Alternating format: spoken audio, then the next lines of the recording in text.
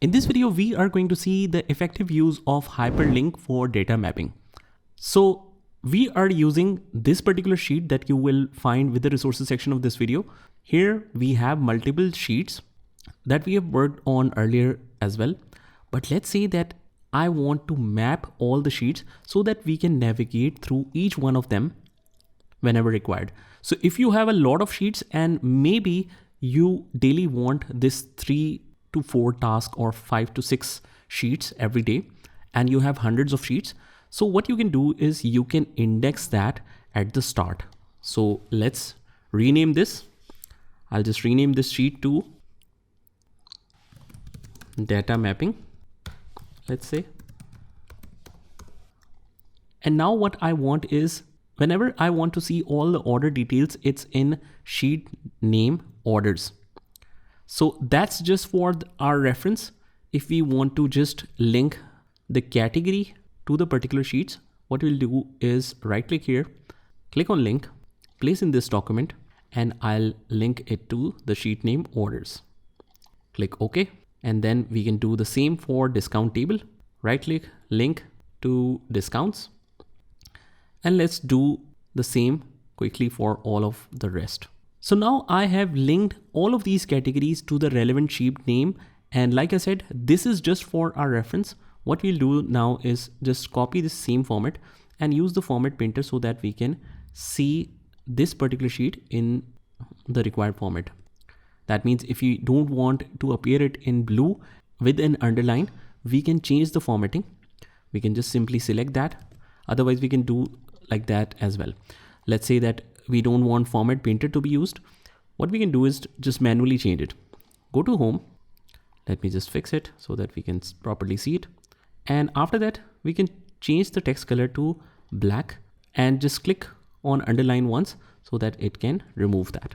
After that, if we want to format this, let's say in a particular order, we want to make the text black and we want to apply, let's say, all borders and thick border.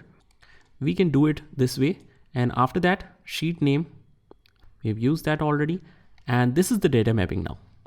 It is most convenient to switch between all the functions. If you want to go in order details, we just click here and we are directly switched to order sheet. Let's access payroll data. Click here and now we are in the payroll sheet. Okay, now what we want to do is, since we have a lot of sheets and from every sheet, although we can switch from data mapping like an index to any sheet, but whenever you want to go back to the first sheet, you always click on the first sheet directly from here. So if you want, you can create some buttons as well. I'll just go to the insert, click on shapes, and I'll select a rectangular shape, draw it in a certain way, and you can further format it however you want. I prefer to keep it like this, and we can name it as main sheet. So this is the main button. I'll just right click here, link it to the data mapping, which is our first sheet, which is our main sheet. Click OK.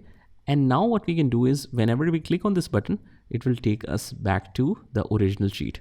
After that, we will copy this and paste it in every single sheet. Copy this, paste it right here, paste it here or anywhere where there's free space. So unfortunately, you have to do all of this manually, not only because the function doesn't allow you to paste it this way.